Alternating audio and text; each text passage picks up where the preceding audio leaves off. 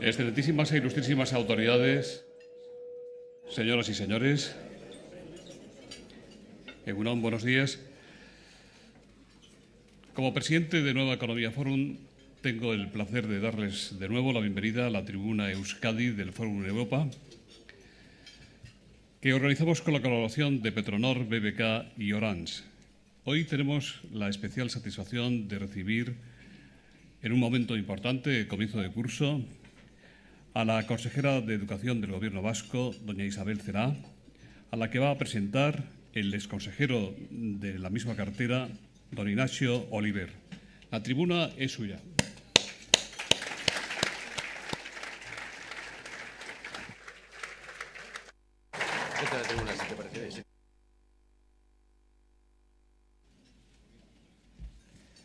Egunon, buenos días.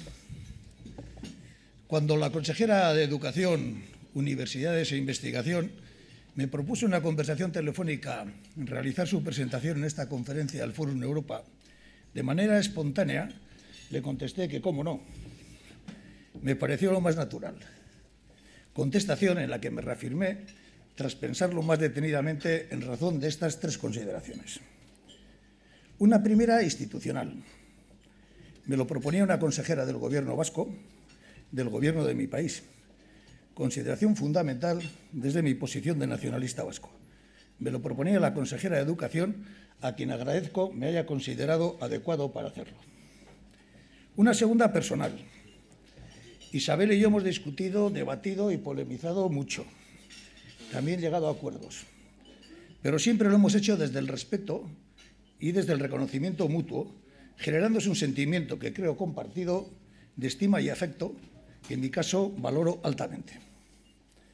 Una tercera, política. Desde mi posición, que cree en la colaboración y en el acuerdo entre las dos grandes sensibilidades del país como medio para el desarrollo de un proyecto nacional integrador de la sociedad vasca, para regular los aspectos básicos de la convivencia y para resolver satisfactoriamente las cuestiones estructurales de una sociedad moderna, entre las que se encuentra la educación, creo que esta imagen de un antiguo consejero de Educación nacionalista, realizando la presentación ante esta sala de la actual consejera de Educación socialista, responde a esa visión, más necesaria si cabe, cuando pueden prevalecer estrategias de confrontación identitaria. Espero, consejera, que compartamos esta convicción y que cuando en un futuro se dé la circunstancia, un o una consejera socialista realice aquí mismo la presentación de una o un consejero nacionalista. Bien, no resulta sencillo realizar una evaluación de lo que han significado estos casi 30 años de autogobierno en nuestro sistema educativo, ni es el objetivo de esta presentación. Caer en el triunfalismo ante una serie de datos siempre es fácil cuando en alguna medida se ha participado en el proceso, por eso voy a huir de los mismos. Pero sí creo de justicia señalar que habida cuenta la situación existente en el momento de la transferencia, las especificidades de nuestra escuela y de nuestra universidad y las condiciones políticas en que se ha debido desarrollar la gestión educativa, esta merece una valoración positiva. Se ha construido un sistema estable en base a dos redes educativas que escolarizan aproximadamente al 50%. Los índices en relación al éxito educativo, evaluación, tasas de abandono temprano, escolarización, etcétera, nos sitúan en las primeras posiciones del Estado y en una posición media respecto a los países de la OCDE. La educación ha jugado un papel fundamental, el más importante, en la expansión del euskera, en su desarrollo cualitativo y en su valoración social.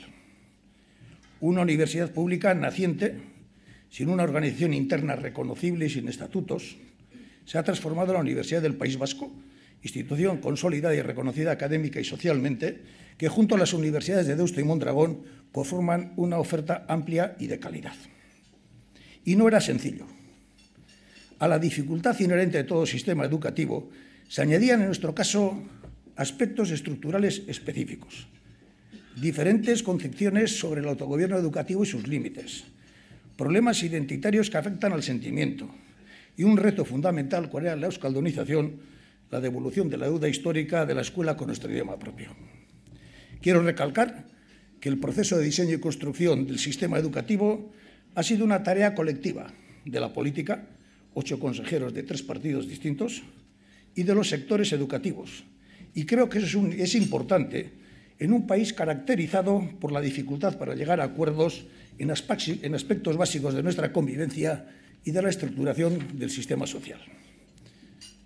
Como no podía ser de otra forma, hemos vivido situaciones conflictivas, desencuentros incluso entre los propios componentes del Gobierno, y protagonizado intensos debates sobre el modelo de escuela, la normalización de las ikastolas, la relación pública-privada, el proceso de euskaldunización o los contenidos curriculares, pero que finalmente se han superado en gran parte. La resultante es que hoy contamos con un sistema que tiene sus problemas, quizás no el que cada uno aspirábamos, pero asentado y consolidado. Desde mi perspectiva, en educación, mundo complicado por naturaleza, hemos sabido hacer de la necesidad virtud. Y, en general, hemos demostrado que la acción política no estriba simplemente en la aplicación de unos principios ideológicos, sino que la mayoría de las veces se debe sustentar en una actitud pragmática que trate de conciliar posiciones y buscar puntos de encuentro. El acuerdo, el entendimiento, el realismo y un sentido evolutivo del desarrollo educativo han sido las claves. Pero debemos seguir mirando hacia adelante. Hoy las demandas a la educación han cambiado. Constituimos una sociedad abierta, basada en el conocimiento, que requiere ciudadanos capaces de comunicarse verbal y virtualmente, con dominio de idiomas y del manejo de los medios tecnológicos, con una formación amplia y diversa en contenidos y destrezas. También la educación debe recoger y actualizar la apuesta por la cohesión social y la integración cultural como contribución de la escuela y de la universidad a la construcción de la sociedad vasca. Y en este sentido debe reafirmar su compromiso con el euskera. Euskera bihotzean bai daukagu como factor imprescindible para que sea patrimonio común de los vascos. Pues bien, responder adecuadamente a todas estas cuestiones es el reto. Un reto que va a determinar nuestro futuro como país y como ciudadanos. En la escuela y en la universidad nos jugamos el futuro como sociedad desarrollada. Se trata de un esfuerzo conjunto de la política, de los profesionales del sector educativo y de la sociedad. Se trata del acierto en la política educativa y de los medios a disposición del sistema, de la implicación vocacional del profesorado, del esfuerzo e implicación de cada escuela y de cada facultad universitaria, del reconocimiento de la sociedad del papel fundamental del sistema y de sus componentes. Se trata de la apuesta estratégica por excelencia para una sociedad moderna y desarrollada como la nuestra, clave para el futuro de los vascos, para nuestro futuro. Es una tarea colectiva, pero alguien tiene que estar en el puesto de mando. Es en Isabel Celaá en quien va a recaer en esta próxima etapa la máxima responsabilidad en esta difícil, arriesgada, complicada, pero subyugante singladura. A Isabel Celaá la avalan años de dedicación a la política y a la educación. Conoce en profundidad el medio, procede de él. Tiene una amplia experiencia en la gestión educativa. Ha sido directora y viceconsejera de Educación con los consejeros Recalde y Buesa. Por cierto, fui yo quien al sustituirle le cesé en ambas ocasiones. Avatares de la política, Isabel. Conoce además la gestión política e institucional. Fue directora, la mano derecha del consejero Jáuregui en el gobierno que compartimos y posee una amplia experiencia parlamentaria, ya que ha sido en los últimos años la líder de la oposición en materia educativa. Puedo dar fe de su capacidad dialéctica y de sus habilidades parlamentarias. Posee, por tanto, conocimiento técnico, experiencia de gestión institucional y savoir-faire político que estoy convencido pondrá al servicio de la mejora de nuestro sistema educativo, para que lleguemos a buen puerto, para que ganemos la apuesta. Azkenik, sailburu, arrakasta opa dizut, zure egintzunean. Zure arrakasta euskal hezkuntza sistemaren onerako, euskal irakaskuntzaren kalitaterako eta euskal gizartearen aurrerapenerako izango dela sinisten baitut. Consejera, suerte y acierto. Sailburua, zuria deitza.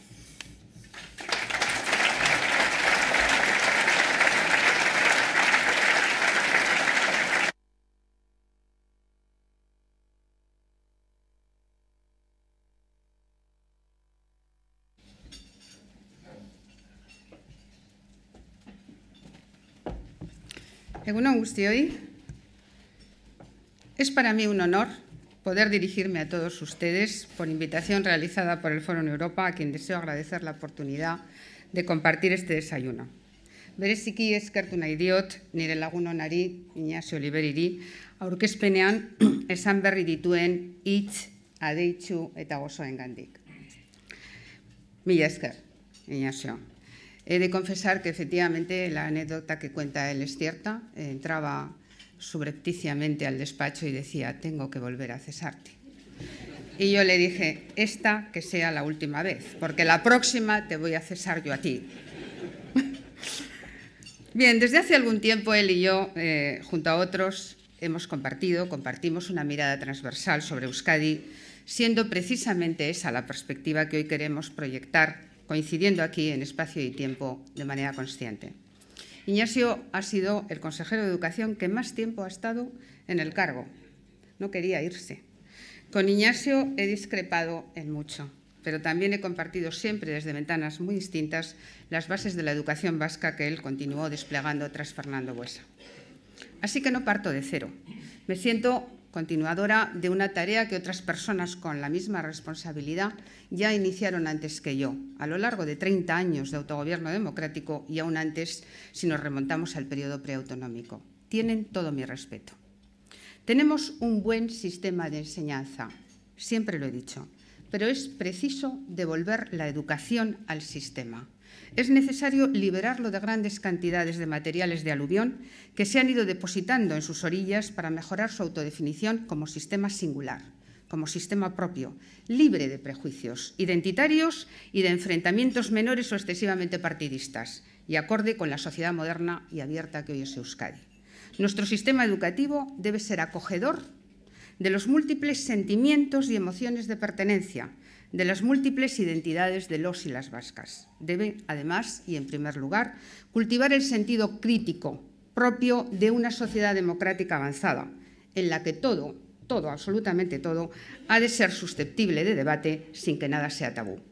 Y ese sentido crítico que debemos formar es y será útil para poner de manifiesto la distancia que separa el ser de nuestra sociedad del deber ser. Solo así nuestro sistema educativo aportará el valor añadido a la sociedad que sirve. Creo que fue Bertrand Russell quien decía que hay que saber dónde está el límite para poder llegar. Quiero poner de manifiesto en este encuadre inicial que siempre he pensado que la esencia de la política radica precisamente en la apreciación de la distancia entre los objetivos deseables y los posibles. El no equivocarnos en esa elección es capital y para no hacerlo quiero contar con otros puntos de vista. Soy de los que piensan, hay otros muchos, que nadie tiene la solución completa. Y esto que es verdad en todo, lo es mucho más en la educación, puzzle de muchas piezas. Mi gobierno no las tiene todas, pero entre todos podemos reunirlas. Los acuerdos son posibles y sobre todo son buenos. Dicen mucho del nivel de civilización de una sociedad. Los socialistas vascos siempre los hemos favorecido. Fuera del gobierno, en 1982, con la Ley de Normalización del euskera y uso del euskera, y dentro de él, en 1992, con el pacto escolar que propició la Ley de la Escuela Pública y la Ley de los Cuerpos Docentes Propios, entre otras medidas. Queremos que el espacio de acuerdo y consenso se amplíe a todas las fuerzas políticas y agentes educativos. Así lo hicimos antes y lo vamos a hacer ahora. Buscaremos, en consecuencia, el pacto como instrumento más eficiente para la mejora de la educación. No se trata de ser pactistas, se trata de buscar la mejora de la educación a través del acuerdo. Y ya entrando en el asunto de lleno, empezaré por leerles una cita del argentino Bernardo Husay, Premio Nobel de Medicina. Dice así: es muy común en los países atrasados encontrar una desmedida preocupación por las aplicaciones inmediatas y por ello se suele alardear del criterio práctico y pedir que se realicen exclusivamente investigaciones de aplicación inmediata y útiles para la sociedad. Esta es idea, dice Husay, propia de personas incultas y de ambientes atrasados, o bien es signo y factor de decadencia en los ya muy adelantados. Quienes expresan tales criterios ignoran que esta ignorancia es muy grave y dañina y que todos los grandes adelantos prácticos provienen de la investigación científica fundamentalmente desinteresada. Debido a ella, Pasteur halló el papel de los microbios y las reglas de la asepsia y la antisepsia, las vacunaciones, y dio bases que permitirían desarrollar la higiene y la cirugía modernas. Por ella, Galvani y Volta nos dieron el conocimiento de la electricidad y Maxwell los fundamentos de la radiotelegrafía, Oster los del telégrafo, Faraday los de los motores eléctricos y Fleming las de los antibióticos. La ciencia pura es, sin duda, la fuente que alimenta incesantemente las técnicas aplicadas. Si aquella, la ciencia, se detiene, éstas languidecen o desmejoran muy pronto. Aconsejar a un país o universidad que no haga investigaciones fundamentales no aplicadas inmediatamente es como invitarle a empobrecerse o a suicidarse, como resultado de la grave y trágica ignorancia de sus dirigentes, decía el premio Nobel. Irrumpo así en la retórica de manera conscientemente provocadora, utilizando esta cita como catalizador para poner de manifiesto que la investigación, o lo que es lo mismo, la creación de conocimiento y su transmisión, ha de ser el merecimiento de toda educación que se precie. Quiero decirles que la investigación es del todo imprescindible para progresar y que, al menos a nivel intelectual, hemos de diferenciar la creación de conocimiento o investigación de la aplicación del conocimiento ya creado o innovación. Es verdad que hoy los límites entre ambas se tornan difusos, pero hemos de reconocer que la investigación, y esto es importante para orientar nuestros trabajos, nos llega de la mano de los profesionales del conocimiento, los doctores, y desde la universidad o ámbitos relacionados, por lo que nuestro proyecto político ha de pasar precisamente por vincular ese conocimiento con el mundo productivo, la empresa para su desarrollo y ulteriores aplicaciones. Universities are the principal incubators of research. If universities are undervalued, what are the prospects for research? Esto es lo que nos dice Christopher Patten. Si realmente las universidades son las incubadoras y no son valoradas, no tenemos ninguna perspectiva de futuro para la investigación. Se ha acabado ya, he de decirles, aquella imagen del científico loco que vive en la Luna. Nuestro objetivo pasa por impulsar una carrera investigadora que permita a nuestros jóvenes con vocación vivir en condiciones homologables a cualquier otro profesional.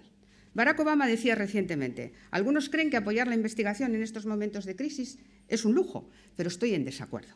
La ciencia es ahora más esencial que nunca para nuestra prosperidad y continuaba: nuestro progreso como país está enraizado en la investigación libre y abierta. No les oculto, señoras y señores, que todo este discurso impecable en su razonamiento se enfrenta hoy, como en otras ocasiones, a dificultades objetivas en épocas de recursos escasísimos y que a veces esta apuesta inequívoca por la creación de conocimiento acaba doblando la rodilla ante compromisos de pago inmediatos. La investigación es riesgo, naturalmente, y hay que luchar por la supervivencia. Pero es lo cierto que si no atribuimos, a pesar de los pesares, recursos a la investigación, saldremos de esta crisis más pobres y, lo que es peor, sin cambiar nuestro patrón de crecimiento, pendientes, una vez más, del sector de la construcción y del turismo, y seguiremos esperando a la siguiente crisis. A este respecto, debo citar la ya famosa expresión de Albert Einstein, cuando al referirse a la solución de los problemas decía: no podemos resolver problemas usando el mismo tipo de pensamiento que usamos cuando los creamos. Fin de la cita. O sea, que para resolver los problemas debemos situarnos no a nivel de la situación que los generó, sino a otro distinto. Parafraseando a Einstein, podríamos decir que la puerta por la que accedimos a la crisis no sirve para salir de ella. Debemos buscar nuevas puertas al futuro para salir de la crisis y para consolidar un nuevo modelo de conocimiento y un nuevo modelo productivo, un nuevo modelo de educación, en definitiva. En consecuencia, no hay alternativas. Lo hemos de superar, como por cierto también lo superaron nuestros antepasados, Munibe, Altuna y demás amigos del país que supieron en el siglo XVIII hacer frente a los nuevos tiempos. También entonces como hoy se vivía una encrucijada histórica. Se barruntaba la crisis del antiguo régimen y desde Francia e Inglaterra llegaban nuevas ideas y nuevos modos. Los ilustrados vascos supieron recurrir al mejor de los instrumentos para capear la crisis, al conocimiento y a la educación como método para progresar y salir del atolladero histórico. Salutem es inimicis, decía Pascual Iturriaga, un cura ilustrado y liberal de Guipúzcoa, recordándonos la capacidad humana para convertir las adversidades en oportunidades de éxito. La flor innata de la burguesía vasca viajó y estudió en Europa, consciente del valor de la educación. Se aplicaron en conocer las nuevas tecnologías para transformar el mineral de hierro. Investigaron cómo fertilizar las tierras e iniciar nuevos cultivos. Trataron de ponerse al día en la construcción de barcos y, sobre todo, invirtieron en la docencia. Contrataron a sabios europeos para que enseñaran e investigaran en aquella Universidad Abierta del siglo XVIII que hoy conocemos como Real Seminario de Vergara. Aquel centro era el modelo en el que se miraron escuelas de toda España. Pero si hombres como Arriquíbar, Munive, Olano, Altuna y toda la pléyade de vascos ilustrados llama hoy nuestra atención, es porque supieron compaginar la docencia con la investigación y la innovación. Eran conscientes de que los desafíos de la economía solo podrían abordarse así. En Vergara se dotaron laboratorios que pronto dieron frutos. Se produjeron descubrimientos como el wolframio en Vergara o la máquina de vacío para conservar alimentos, que tuvieron consecuencias inmediatas en el bienestar de la sociedad y fueron fuente de riqueza. Aquellos novatores, como les llamaban, crearon empresas y abrieron mercados que estarán en la base de la industrialización vasca de finales del XIX. Este formidable impulso ilustrado está en la base de nuestro empuje. Un impulso para que la Universidad Vasca, Universidad Pública Vasca y las universidades de Deusto y Mondragón recorran el largo camino de la excelencia. No cejaremos en nuestro apoyo a la Universidad Vasca, a la que en tiempos de crisis le pedimos austeridad para el uso razonable de los recursos, apertura al mundo desde la oportunidad de Bolonia, lo que significa internacionalización, movilidad y excelencia, búsqueda y atracción de talento para ponerlo al servicio solidario de la sociedad vasca. Nuestro sistema universitario se enfrenta al gran reto de su integración en el espacio de educación superior. Bolonia es una gran oportunidad, es un elemento básico de construcción europea. Es la ocasión para mejorar y adaptar los planes de estudio y las metodologías de los títulos de grado. Es la ocasión para salir del pelotón y, sobre todo, que el título de Lejona, o el título de Deusto, o el título de Mondragón, nos sirva para trabajar en París, en Berlín o en Londres, es un gran avance. Pero no basta con consolidar una oferta de titulaciones de grado bien articulada y de calidad. Debemos aspirar a una oferta de posgrados y de doctorados con atractivo como para captar estudiantes de cualquier país del mundo, lo que exige una apuesta decidida por la utilización del inglés en estos estudios y el crecimiento de la cantidad y calidad de la investigación que se realiza en los departamentos de nuestras universidades. Las universidades son piezas fundamentales del sistema vasco de ciencia, tecnología e innovación. Solo más y mejor ciencia, más y mejor tecnología, más y mejor capacidad de aprendizaje nos van a permitir abandonar la situación de crisis actual adecuadamente preparados para un futuro próspero, justo y sostenible. Pero estamos un poco atrasados. Nuestra inversión en ciencia e investigación es considerablemente inferior proporcionalmente a la de los países más desarrollados. Para llegar a estar entre ellos, como es nuestra voluntad, debemos perseverar en el esfuerzo de incrementar los recursos que dedicamos a ciencia, investigación y a enseñanza superior. Preocuparnos de los problemas del presente no nos puede hacer olvidar, en absoluto, que también debemos construir el futuro para quienes vengan después de nosotros. What shall we hand to the next generation? Dice una vez más Christopher Patten en la revista Nature recientemente. El futuro se escribe desde el presente y no podemos flaquear en un camino que hemos empezado a recorrer con tanto retraso y con tantas dificultades. Debemos conseguir que la apuesta por el desarrollo científico sea un auténtico lugar de encuentro de la sociedad vasca y también de todas sus fuerzas políticas. Tenemos que lograr que la política científica se convierta en la mejor tradición democrática, en una auténtica política nacional, en la que concurran las voluntades y los esfuerzos de todos los que integramos la sociedad vasca. Desde hace unas pocas décadas, la investigación científica discurre casi en paralelo con sus aplicaciones y ello ha permitido pasar de unos pocos transitores en 1 milímetro cuadrado de silicio a millones de ellos. Por ello, necesitamos recetas nuevas y aprender que el éxito del futuro pasa por no solo aplicar lo que inventan otros, sino en ser capaces de crear conocimiento allí donde podamos ser competitivos. De ahí que les comunico que incluso en una situación de dificultad presupuestaria como la actual, las políticas relacionadas con la universidad y con la investigación van a recibir una especial atención por parte de este Gobierno. Medios y recursos suficientes, sí, y exigencia correlativa también. Necesitamos identificar el talento de nuestros jóvenes allí donde estén. Empezaremos por la escuela, pero necesitamos también identificarlos en la universidad. Captar, atraer talento, sembrar serán parte de nuestras tareas. Me propongo, entrando ya en otra cuestión, me propongo llevar la modernidad al sistema educativo vasco. Dejar atrás viejos debates estériles para afrontar otros contemporáneos y difíciles que requieren la voluntad de todos. Me propongo, en definitiva, diseñar los aspectos básicos de la educación vasca de las primeras décadas del siglo XXI. Escucha XXI, educación XXI, y por eso y para ello el trilingüismo. Porque la internacionalización, la movilidad, la libre circulación de ciudadanos y bienes en un mundo globalizado requiere el pasaporte lingüístico del inglés. El inglés desde la puerta universitaria de grados y sobre todo de posgrados y doctorados, o el inglés desde la escuela, base de toda la pirámide de la educación. Pretendo abordar sosegada y con acuerdos el tema lingüístico. El informe Euskera 21 del Consejo Asesor del Euskera y el reciente acuerdo alcanzado en el Parlamento Vasco son una buena base para ello. El horizonte al que pretendo orientar la educación vasca es hacia un marco de educación trilingüe, en el que el euskera, el castellano y, en otra medida, el inglés, sean lenguas de enseñanza o, dicho de otra manera más precisa, lenguas para la enseñanza. Será un marco flexible donde los centros podrán, a partir de los mínimos acordados que lo definan, hacer el proyecto que mejor se adapte a su propia realidad.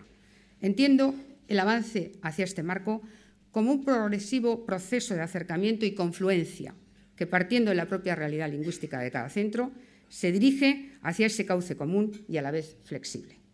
No supondrá de ningún modo una desviación de los objetivos marcados para nuestras dos lenguas oficiales o una merma de esfuerzos y medios para lograrlos. No se trata de hacer ninguna resta, sino de sumar. Es un planteamiento serio, como también por reconocernos en nuestro propio pasado. Lo tuvo Manuel Larramendi, autor de la primera gramática vasca y del primer diccionario trilingüe, donde conviven y convivían el latín, el castellano y el vascuence. Larramendi supo ver que la salud del euskera no dependía de su ensimismamiento, sino de su capacidad de medirse con otras lenguas. El latín era todavía la lengua universal y culta de aquel momento, del mismo modo que hoy el inglés se ha convertido en vehículo universal de cultura y tecnología. El plan es ambicioso y no exento de dificultades teóricas y prácticas. Las conocemos y las reconocemos. Pretendo abrir procesos cuando exista garantía razonable de poder cerrarlos con éxito. No estamos desprovistos de instrumentos de actuación en el tema lingüístico. El sistema de modelos es en la actualidad muy mejorable, pero ha dado y puede seguir dando buenos resultados y además admite posibilidades de perfeccionamiento. El paso, por tanto, no se va a dar en el vacío. No vamos a correr ningún riesgo en materia lingüística y vamos a actuar por acuerdo y de manera coherente con el proyecto que me propongo llevar a cabo, respetando la libertad de elección lingüística y promoviendo condiciones para su ejercicio. La formación profesional es también un elemento de modernidad. Queremos un sistema de formación profesional plenamente integrado, con una oferta única de formación profesional, con un catálogo único de cursos, módulos y ciclos que presente un mismo currículo para los dos subsistemas, el de formación inicial y el de formación para el empleo. Tengo el propósito de elaborar el Plan Vasco de Formación Profesional 2010-2013 y de presentar al Parlamento Vasco el proyecto de ley de aprendizaje a lo largo de la vida, un sistema integrado que pondrá en tensión todos los sistemas, todas las instituciones, incluida la universidad. El reconocimiento de la competencia y de los resultados de aprendizaje desde el ámbito público será uno de los objetivos que planteará la ley. Los grandes científicos e investigadores vascos de 2050 los tenemos ahora en la escuela. Por ello, para modernizar el sistema, pretendo incentivar el estudio de las ciencias en las enseñanzas básicas y secundarias postobligatorias, como pilar fundamental para incrementar nuestra presencia en la investigación científica y en el desarrollo de la sociedad del conocimiento. Vamos a facilitar experiencias de acercamiento a la ciencia y a la tecnología, comenzando por las edades más tempranas. Promoveremos la actualización científica y metodológica del profesorado y desarrollaremos una mayor colaboración con los agentes que actúan fuera del ámbito escolar. La experiencia, por cierto, de Atom by Atom constituye un buen ejemplo. La búsqueda de la excelencia y la identificación del talento debe comenzar en la escuela. Lo queremos hacer sin dilaciones, en el tiempo y sin esperar a llegar a los niveles superiores de la educación. Quiero, además, cumplir los objetivos europeos, con el 85% del alumno que pretendemos tener ya con una titulación de enseñanza secundaria superior. Nos falta un poco. Estoy firmemente comprometida con el impulso de las nuevas tecnologías de la información y de la comunicación en la educación. Vamos a iniciar la transformación tecnológica de la Escuela 2.0. Esto va a suponer un considerable esfuerzo económico realizado en momentos difíciles. Debe ser entendido como uno de los mayores esfuerzos de inversión realizados en nuestro ámbito con el objetivo de modernizar nuestro sistema educativo, adaptarlo a los nuevos tiempos, conectarlo con la realidad social y, sobre todo, ofrecer una enseñanza más personalizada, más ajustada a las diferentes capacidades y ritmos de aprendizaje de nuestros alumnos. Que ni el más lento se nos quede atrás, ni el más rápido se aburra y desista. Modernizar la educación es también adecuar y mejorar sus contenidos, abrirla para que todas las personas se sientan en casa, más allá de la ideología legítima que profesen. Y esto quiere decir que había que modificar y mejorar los currículos de educación infantil, básica y bachillerato para que, más allá de la antigua polémica terminológica, de alguna polémica terminológica, hacerlos más consistentes desde un punto de vista científico y técnico, más ajustados a la realidad legal en la que debemos actuar, más respetuosos con las diferentes sensibilidades identitarias y lingüísticas y más implicados en la formación de jóvenes ciudadanos educados en la libertad y en la democracia. Tras su paso por las instituciones de consulta, está en este momento abriéndose esa fase, que emitirán su dictamen, serán aprobados por el Consejo de Gobierno y publicados en el Boletín Oficial del País Vasco. Espero que este esfuerzo realizado en un corto periodo de tiempo pueda consolidarse en unos currículos de amplia aceptación profesional y social, válidos para un amplio intervalo temporal. Y queremos, desde este nuevo Gobierno, una nueva primavera para la escuela pública vasca, referente fundamental de nuestro sistema educativo. Es prioridad y responsabilidad, y mi responsabilidad más inmediata, dado que como consejera de Educación del Gobierno vasco soy la titular de los centros que conforman la escuela pública vasca, que es la garante de atender el derecho fundamental de cada persona a ser educada. Cuando la educación pública mejora, mejora el país en su conjunto, porque la educación es la mejor acreditación de una sociedad. Los centros públicos, mis centros, me van a permitir ustedes decir, entendida esta afirmación sin una pretensión posesiva y no siendo de los concertados en absoluto ajenos, es una forma nueva de ver y de sentir mi responsabilidad como consejera.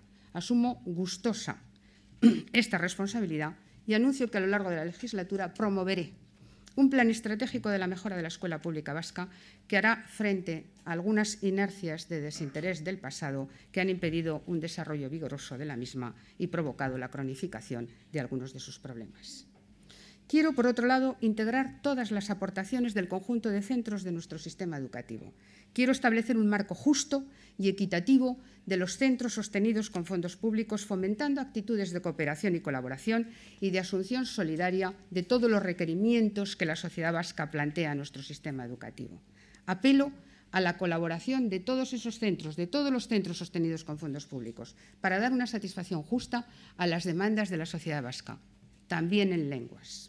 Y me propongo incentivar especialmente a aquellos centros sostenidos con fondos públicos que ya están actuando corresponsabilizándose de las cargas específicas del sistema. No quiero que les falte ningún apoyo. El sistema educativo, todo el sistema educativo, debe ser nuestro instrumento más potente de cohesión social, de igualdad de oportunidades y de equidad social, en definitiva. Así, pretendo reducir al máximo el abandono escolar prematuro, tomando como referencia el Objetivo Europeo de Lisboa, el índice europeo que establece el 10% como porcentaje máximo de abandono de la formación tras finalizar la educación obligatoria. No estamos lejos, pero percibo una cierta situación de estancamiento. Los resultados de la evaluación diagnóstica de los que dispondremos en breve nos permitirán promover planes de mejora y de formación del profesorado para conseguir este objetivo. Y voy a ir concluyendo.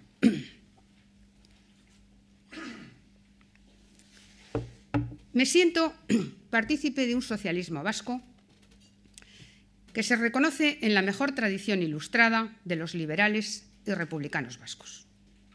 De aquel ímpetu por la libertad y la razón como instrumentos clave para conectar con la modernidad.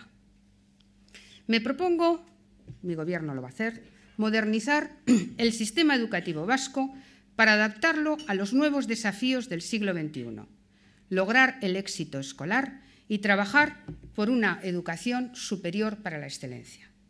La educación es el eje del cambio. La educación de un país define a su sociedad. La educación cambia a las personas, cambia a las sociedades. El desarrollo social y económico de todas las sociedades modernas y prósperas tiene que ver cada día más con la gestión del conocimiento y menos con la disposición de recursos materiales o energéticos. Mientras que estos son casi siempre no renovables, la inteligencia y el talento humano crece con cada nueva generación que llega. La educación es el instrumento imprescindible para construir un nuevo patrón de crecimiento, más justo, más solidario, más sostenible. Educar no es solo instruir. O es educar en valores o no será educación. La educación es ezi, muy similar en euskera a hazi, crecer, y con rasgos fonéticos comunes con esi. Y es que educar es crecer dentro de unos límites y de un contexto, de forma pautada, de forma racional. La escuela o es un ámbito de libertad, de paz y de respeto a las instituciones o no será nada. Educar es lo contrario de adoctrinar. El adoctrinamiento ha de erradicarse de la escuela vasca. Quiero reivindicar además los valores más genuinos de la humanidad, los valores más nobles de nuestro desarrollo como seres humanos, la liberté, égalité y fraternité de finales del XVIII, tan vigentes aún a comienzos del XXI. La búsqueda de la verdad, de la justicia, de la bondad y en filosofía deberíamos concluir con la belleza. Estos son los valores que deseo para nuestra escuela y en Euskadi quiero la paz. Quiero que la educación, toda ella, sea educación para la paz. Quiero un sistema educativo beligerante contra el terrorismo y que fortalezca la cultura democrática del país. Nuestro sistema educativo tiene que tomarse muy en serio la defensa de la democracia y del sistema de libertades, lo que va necesariamente unido a la deslegitimación del terrorismo de ETA y de su ideología autoritaria. La escuela es espacio de libertad y de diálogo, y la violencia es la antiescuela, y vamos a combatirlo ideológicamente. El esfuerzo y el mérito en el estudio deben ser valorados. Es una prioridad asentar la autoridad del profesor en el aula. Esta ha de encontrar su fundamento en el prestigio que las instituciones y las familias reconocen al enseñante. Concibo el sistema educativo como un todo, en el que las piezas configuran un sistema coherente y pleno de sentido. El sistema educativo no puede ser un simple sumatorio. La mejora de la enseñanza no consiste solo en la redacción de nuevas y más leyes, sino en el incremento y el acierto en las políticas educativas. Pienso que un cambio sutil, al estilo del efecto mariposa, puede estar en la base de un cambio global. La introducción del concepto de la educación como un todo articulado supone una alteración sutil, que es el germen de un cambio muy ambicioso. Además, la sutileza en las formas no nos hará perder de vista la firmeza de nuestros objetivos. La tarea es ingente. Pretendo mejoras que sean perdurables en el tiempo. Lo vamos a hacer con determinación, pero de forma gradual, pausada y consensuada. No avanzaremos sin acuerdos, con el aval más amplio de la sociedad vasca, de sus fuerzas políticas, sociales y educativas, porque no hay otra manera. Cambios de calado requieren consensos amplios. Mi voluntad de consenso está ya públicamente comprometida. El ejercicio de esa voluntad empecé el 9 de mayo y deseo que esa voluntad sea compartida. Deseo acabar haciendo mención otra vez a Albert Einstein, quien decía que tendremos el destino que nos hayamos merecido. Eta horrela da, merezi dugun soria edukiko dugu. Geure esku dago biharko euskal gizartea geurea baino jakintsuago, aberatsago, baketsuago eta zoriontsuago egitea. Horretarako baldintza hezkuntza da. Hezkuntza eta jakintza. Hezkuntza da edozein aldaketa egiteko ardatza. Mila esker zuen arretagatik.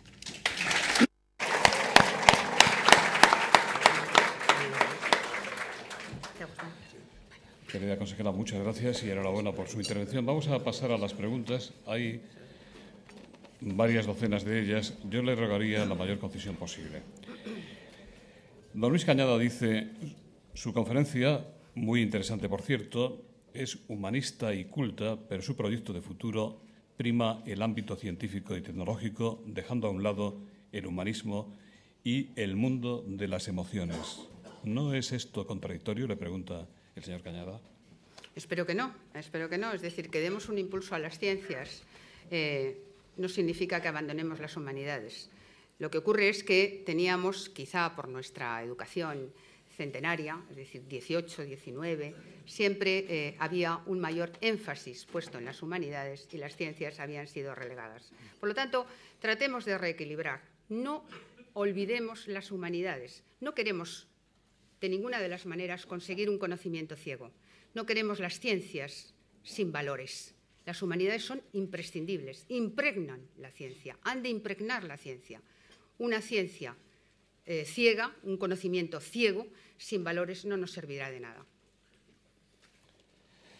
Si el Departamento de Educación prevé modificar la Ley de Educación, bilingüismo, decretos, etcétera, ¿en qué consistiría básicamente esta modificación de la ley y para cuándo se piensa? Bueno, primero, nosotros no estamos pensando en este momento en ninguna modificación legal.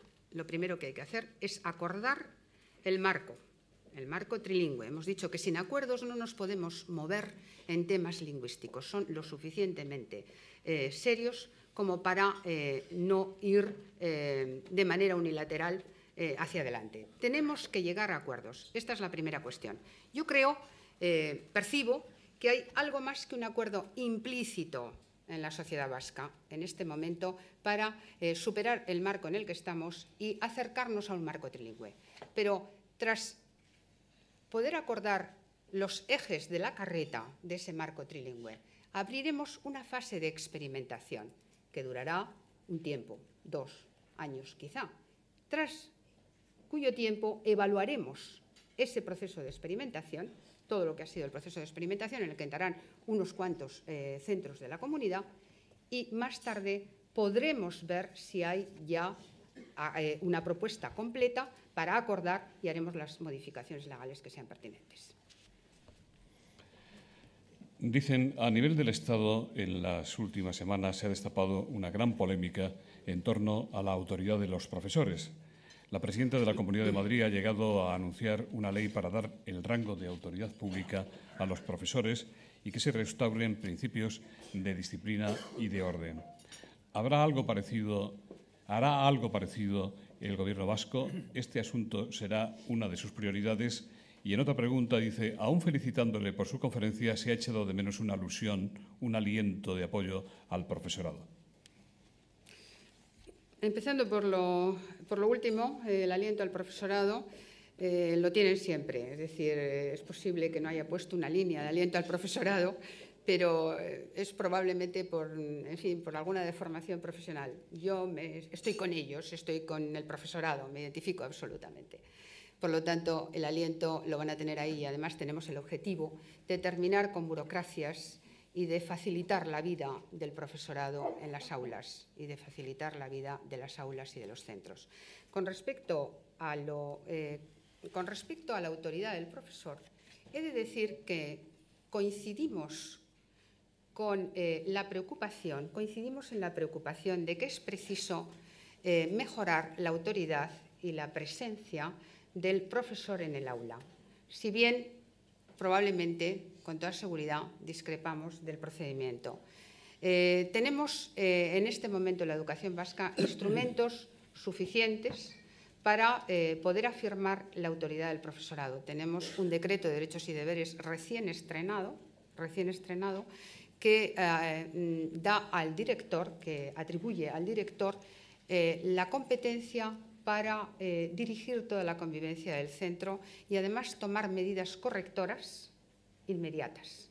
Esta es una diferencia con respecto al antiguo decreto de derechos y deberes, que era mucho más garantista y entonces era mucho más lento en lo que significaba aplicar la medida correctora con respecto a la falta cometida por los alumnos. Compartimos, en consecuencia, la preocupación por la necesidad de afirmar la autoridad del profesorado en los centros, pero creemos que hay otros procedimientos que probablemente resulten más eficientes. Estamos en el estudio de esos procedimientos, creemos que tiene mucho que ver también con la vida en familia y lo primero que hemos de procurar es que los padres y madres respeten al profesorado. Me preguntan, consejera, ¿en qué consiste el plan estratégico para la escuela pública vasca y cuáles serán sus grandes líneas maestras? Lo primero que queremos hacer con la escuela pública vasca, y ese plan tendrá una expresión explícita, es que realmente tenga conciencia de sí misma, tenga una excelente representación de sí misma, que haya una vinculación entre los centros 03 o llamado haurreskola con las direcciones de los centros del resto de la escuela pública, que haya un itinerario que los padres puedan percibir como un itinerario cómodo, es decir, que no tengan que cada vez que sus hijos cambien de etapa, decidir de nuevo a qué centro van a acudir. Por lo tanto, vamos a darle una coherencia, vamos a procurar que su parque escolar sea actualizado de manera contemporánea, vamos a dar un impulso extraordinario al inglés en los centros públicos, vamos a entrar con todo lo que significa la modernización de la Escuela 2.0 y vamos a ocuparnos de que desaparezca la excesiva burocracia y que realmente haya una conexión extraordinaria con los centros públicos, de tal forma que se distinga las cuestiones que son esenciales de las cuestiones más accidentales. Ya lo estamos empezando a hacerlo ya. Me preguntan también, consejera, ¿qué medidas va a tomar contra la red Kristau Eskola, colegios religiosos concertados, por haber engañado al gobierno vasco según la Plataforma para la Libertad de Elección Lingüística? ¿Cree usted que los colegios religiosos vascos cumplen la ley tal como defiende Kristau Eskola? ¿No le preocupa que este asunto perjudique la relación con el PP, que afirmó que no puede ser que el cambio de gobierno no se note nada en esto? ¿Qué medidas, le siguen preguntando, va a tomar que garanticen el derecho de los padres a matricular a sus hijos en castellano? ¿Y qué le parece la iniciativa parlamentaria anunciada por el PP para que se permitan abrir aulas del modelo A con menos de 20 alumnos? Y hay una última pregunta, disculpe que las agrupe, que dice, ¿qué solución van a dar ustedes al matrimonio de Mantiena, que tiene que llevar a su hija a un colegio concertado de Ermua porque el público más cercano con modelo A está en Bilbao? ¿Van a darles ustedes las ayudas que reclaman? Bueno, en primer lugar quiero afirmar que todos los centros de esta comunidad cumplen la ley. Los centros concertados cumplen la ley, de manera escrupulosa además. En segundo lugar, quiero decir que lamento las noticias que a veces aparecen en algunos medios de comunicación porque nuestros datos no son esos. Es decir, no nos consta en el Departamento de Educación ninguna petición de matrícula de modelo A, ninguna petición que no haya sido satisfecha. No nos consta y las hemos reclamado reiteradamente. No nos consta. Este Gobierno va a garantizar, está garantizando y va a garantizar cada vez de mejor manera la libertad de elección lingüística de los padres y madres. La va a garantizar. ¿Cómo? Promoviendo las condiciones que permitan ese ejercicio. Nosotros estamos trabajando en este momento con las prematrículas que se realizaron en febrero. Y a pesar de haber tenido reuniones con la Plataforma de la Libertad de Elección en julio y hemos procurado hacer una mediación también con los titulares de los centros concertados, las posiciones, los puestos escolares ya estaban predeterminados. Hemos solicitado reiteradamente la entrega de esas peticiones de matrícula. No las tenemos. Pero, no obstante, como no las tenemos, vamos a procurar tenerlas para la próxima vez. Por lo tanto, vamos a establecer modificaciones en la forma de matricularse para la gente que requiera modelo A, de tal manera que el Gobierno vasco, el Departamento de Educación, tenga cumplida cuenta fehaciente de cuáles son esas peticiones. Por lo tanto, promoveremos. Ahora no quiero adelantar cuál va a ser el formato ni el procedimiento, porque evidentemente esto va a ser tratado de una manera técnica, pero no se va a poder producir el caso de unos saben y otros no, o unos supuestamente saben y otros no, de ninguna de las maneras. Vamos a conocer cuáles son realmente las peticiones de modelo A y vamos a darles curso, vamos a dar satisfacción a esas peticiones de modelo A. Vamos a garantizar, vamos a promover las condiciones para que esa libertad, que no derecho, pero sí libertad, pueda ejercerse. Y con respecto a la otra pregunta, he de decir que ayer mismo estudiamos el asunto, parece que está en vía judicial, es una cuestión de hace algún tiempo, está en vía judicial, pero nosotros ya nos hemos puesto en contacto con los responsables para decir que eso no va a pasar en nuestro gobierno. Es decir, todo el mundo va a tener la posibilidad de llevar a su hijo o hija a un modelo A que esté acercado a su domicilio. Nosotros lo vamos a garantizar. Por lo tanto, si esta persona todavía la tiene escolarizada en un sitio alejado, desde que este gobierno está, esa persona tendrá el pago que sea necesario para su transporte. De lo demás, de lo anterior, no podemos responsabilizarnos porque ya está en vía judicial. ¿No cree, le preguntan, que el prestigio y el respeto al profesorado pasa por igualar sus condiciones laborales a las de otros sectores? La sociedad se escandalizaría, dice quien pregunta, si se publicaran las horas que trabajan los profesores y su salario. También le dicen, Finlandia número 1 en PISA descansa en 2 ejes. Los maestros son reclutados entre los mejores bachilleres, para eso reconocimiento económico y social. Y 2, promover enérgicamente el hábito de la lectura en la familia y en la escuela. Le piden comentarios sobre esto. Y también dicen que a nivel del Estado se han detectado grandes dificultades para que los profesores acepten el nombramiento de directores.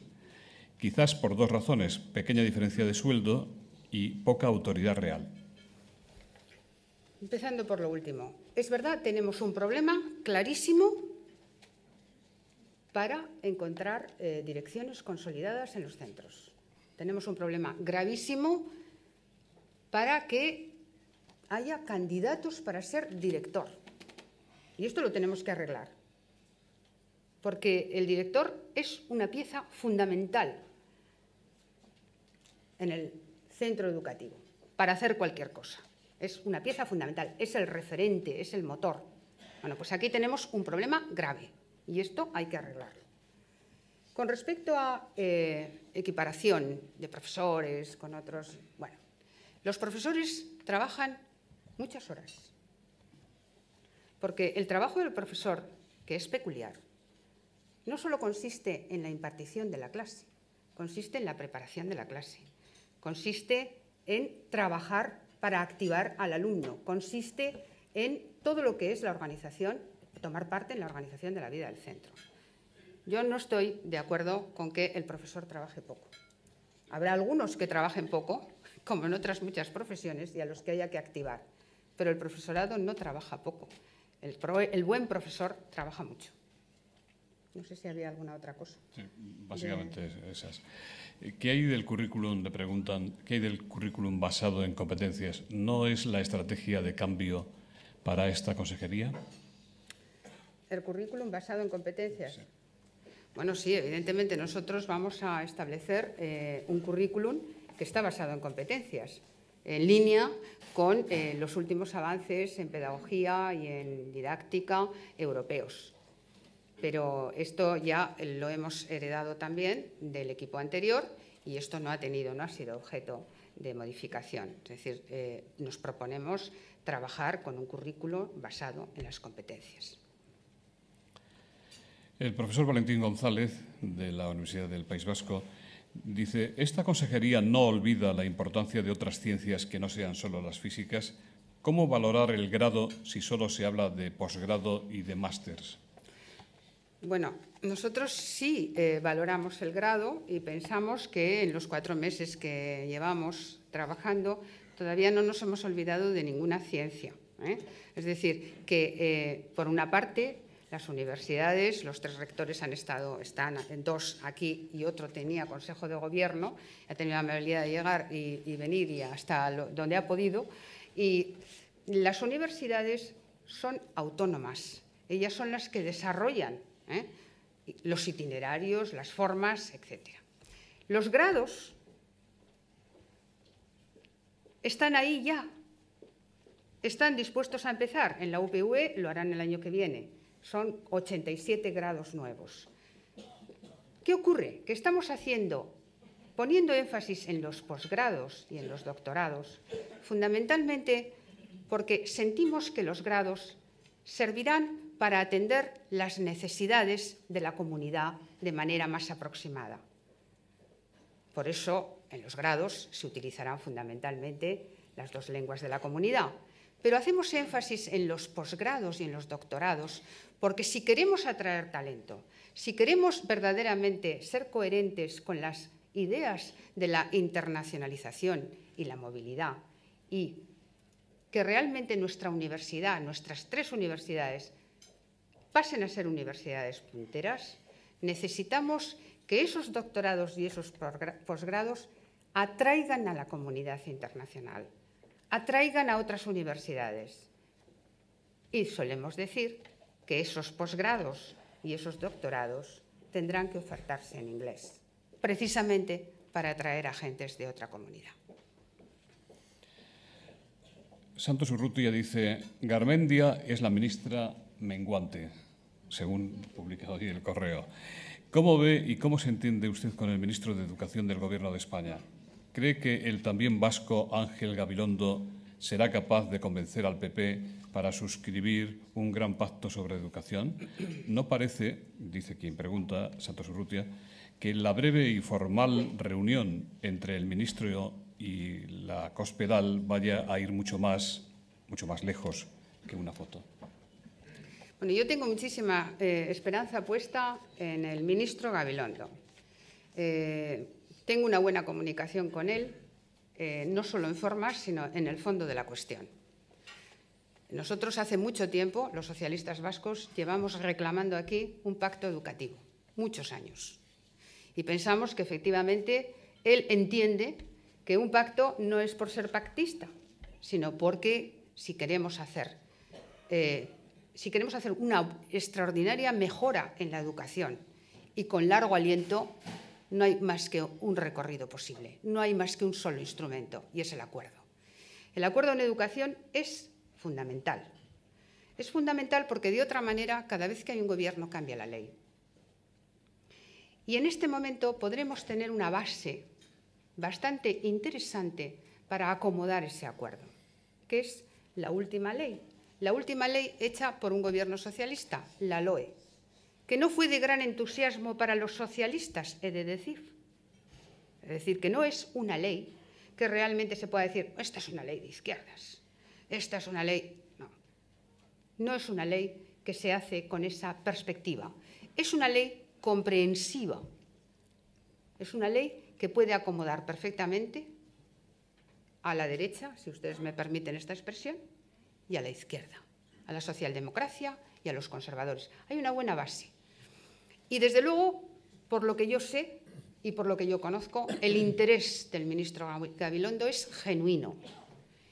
Y si no hay posibilidad de hacer ese pacto, pues en fin, será por otras razones de oportunidad, pero desde luego no porque no haya fondo e interés para hacer un pacto en educación. Los países nos movemos precisamente a través de los acuerdos. Esos son los más perdurables y la educación los necesita. Le preguntan sobre la entrega de microordenadores en las escuelas vascas, cuándo, a quiénes, con qué contenidos y si llevarán Windows o Linux. Una pregunta. Bien, durante este curso, que ya ha empezado, todos los alumnos de quinto curso de primaria, todos de centros públicos, centros concertados, tendrán su ordenador portátil de doble arranque y con un fuerte impulso al software libre. Es decir, que Linux podrá acomodarse, porque los ordenadores que se entregarán a los alumnos van a ser entregados tras haber recibido las especificaciones del Departamento de Educación. Es decir, que tendrán que reflejar una imagen con las especificaciones, tal y como lo dice el pliego técnico, que el Departamento de Educación les hagan sean precisas. Así que, como tendrán un doble arranque, el software libre será primordial, es lo que nosotros queremos hacer preferente, para lo cual necesitamos una buena formación al profesorado, y de manera subsidiaria tendrán el software propietario, porque evidentemente estamos en la primera experimentación, en la primera puesta en marcha de un proyecto de gran fondo de transformación tecnológica de la escuela, y obviamente no solo consiste este gran proyecto en entregar un ordenador al alumno, sino lo que es mucho más de fondo, en formar al profesorado para que pueda trabajar con ese alumno, para que pueda trabajar con una clase llena de alumnos. Tengan ustedes en cuenta que si hablamos de enseñanza personalizada, cuando muchos profesores que están aquí dicen, bueno, pero yo ¿cómo puedo seguir una clase cuando tengo 25 alumnos trabajando a distinta velocidad? Bueno, pues miren ustedes, a través del ordenador podremos trabajar a distinta velocidad, de tal manera que los genios no se nos aburran, no desistan, pero que tampoco el niño que tiene más dificultad en desarrollar sus destrezas se nos quede atrás. Entonces, ahí está, eso es lo que les tenemos que enseñar al profesorado. Al profesorado le tenemos que decir que va a tener en el ordenador un auxiliar, un ayudante, una aportación complementaria. Bueno, pues seguimos. De la Asociación de Padres de Familia y de Alumnos de Escuelas Concertadas, la Federación Católica, le preguntan cuándo nos podremos reunir con usted, ellos.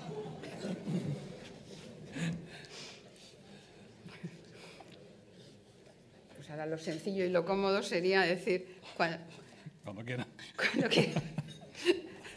Pero tendremos que decir cuando podamos. La verdad es que realmente hemos vivido en una vorágine bastante importante, todavía esta semana está incluida en esa vorágine, de llegada en mayo, cambio de modificación de 3 decretos de aproximadamente 1000 páginas, preparación del curso escolar. Este era un objetivo que a nosotros nos preocupaba sobremanera.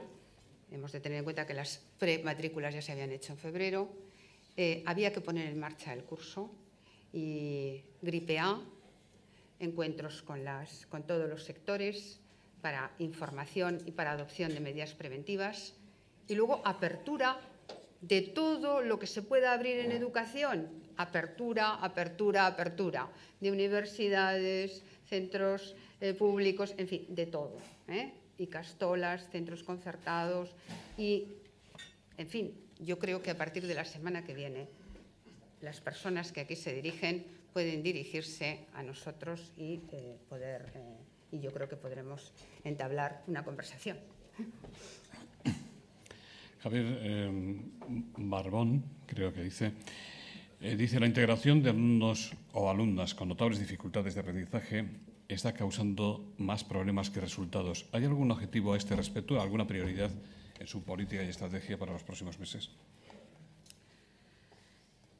Es cierto que tradicionalmente la escuela pública soporta más cargas, si ustedes me permiten decirlo así, más necesidades de aprendizaje específicas que los centros sostenidos con fondos públicos. Y, por lo tanto, somos conscientes de que en algunas aulas hay dificultades de aprendizaje que gravitan de una manera proporcionalmente muy alta. Siempre hemos afirmado la necesidad de, primero, que todos los centros sostenidos con fondos públicos se corresponsabilicen con las cargas del sistema. Y esto que yo creo que hemos mantenido todos los consejeros, lo cierto es que todavía no se ha realizado en su plenitud. Yo sé que hay buena disposición por parte de titulares de centros concertados para esa corresponsabilidad. Hemos de buscar la fórmula para materializarlo. También hemos de buscar la fórmula para que no haya, en fin, no concentremos 7 lenguas distintas en un ámbito escolar en los que pueda haber 25 alumnos. Eso es que es estupendo para desarrollar la diversidad, es estupendo para desarrollar la diversidad, el respeto al otro, etc. Se hace mejor si hay traductores simultáneos, es decir, pero no podemos convertir nuestras aulas en la ONU sin traductores, porque la dificultad, la presión que se puede ejercer sobre el profesor es desmedida. Y a esto hay que buscarle solución. Y no hay más solución más que a través del reparto. Y el reparto es una cuestión difícil. Esto también es objetivamente difícil, porque los que vienen a nuestro país generalmente se concentran en las mismas zonas y suelen optar por los mismos centros.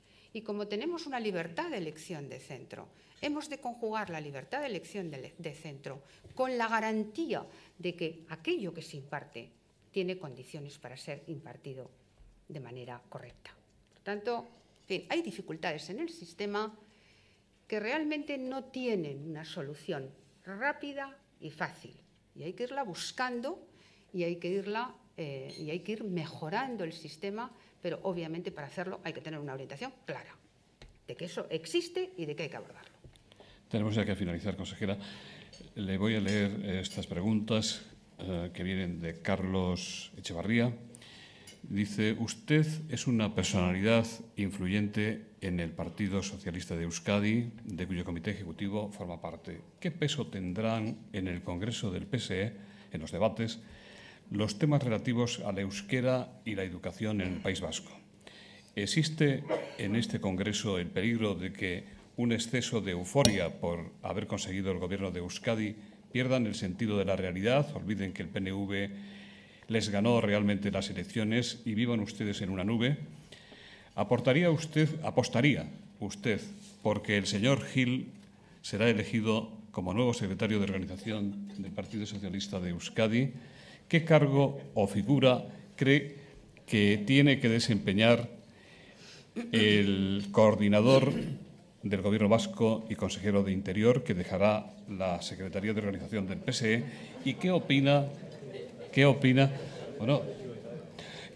de los rumores que apuntan que habrá relevo en la presidencia del partido?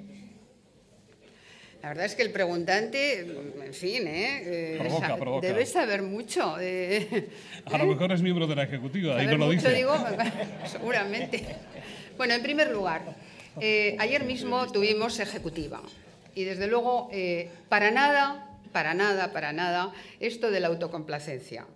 Estamos demasiado adiestrados los socialistas vascos a la resistencia, al sufrimiento, al esfuerzo, demasiado, y ustedes lo saben. No voy a entrar en detalles. Por tanto, no somos gente dada a la autocomplacencia ni al bombo. Ayer mismo precisamos el hecho de que habrá debate, y habrá debate político en el Congreso de este fin de semana. Y, desde luego, en el debate político siempre entra la educación y siempre entran las lenguas. Eso es así. Con respecto a nombres para la siguiente Ejecutiva, pues la verdad es que me van a permitir ustedes que no diga nada. Porque solo faltaría que pudiéramos ponernos aquí a negociar sobre no estaría mal, la nueva Ejecutiva. Por lo tanto, dejémoslo para que nos lo informen los medios de comunicación el propio domingo. Pero será buena Ejecutiva. Será una buena Ejecutiva. Esta Ejecutiva que termina, ha hecho una buena andadura y realmente ha sido como un apache muy pegada a tierra. De ninguna de las maneras nos olvidamos que hay otras fuerzas políticas en esta comunidad con las que tenemos el honor y el gusto de compartir país. Y, por lo tanto, eso no lo vamos a olvidar nunca. No hay temor a que nos vayamos a la nube, ni uno solo. Somos apaches, pegados al terreno, y, desde luego, la nueva Ejecutiva será buena. Eso de apaches seguramente lo volverá a oírlo usted. ¿Cree usted que algunos de los consejeros que son miembros de la Ejecutiva seguirán siéndolo como usted? Puede ser. Puede ser. O sea, no hay nada descartado. En nombre de los patrocinadores, don Mario Fernández, presidente de la BBK, por favor, va a despedir el acto. Solamente un minuto antes de que me cese el señor Ignacio Oliveri. Tienes que cambiar de medicación, Ignacio, tienes que cambiar de medicación porque estás cesando a todo el mundo por cada 3/4 de hora, porque ha dicho la consejera, ¿no? Señora consejera, creo que ha pronunciado usted un excelente discurso y creo que ha establecido unas bases que deberían permitir llegar a puntos de convergencia, de modo que el régimen básico de la educación salga del debate político en la peor acepción del término. Por otro lado, ya sabe usted que entre los objetivos y el cumplimiento de los mismos se suele interponer el presupuesto. Como he visto que el consejero de Economía y Hacienda aplaudía con entusiasmo, yo le recomendaría que hoy mismo cierre la partida presupuestaria con él. Muchas gracias a todos.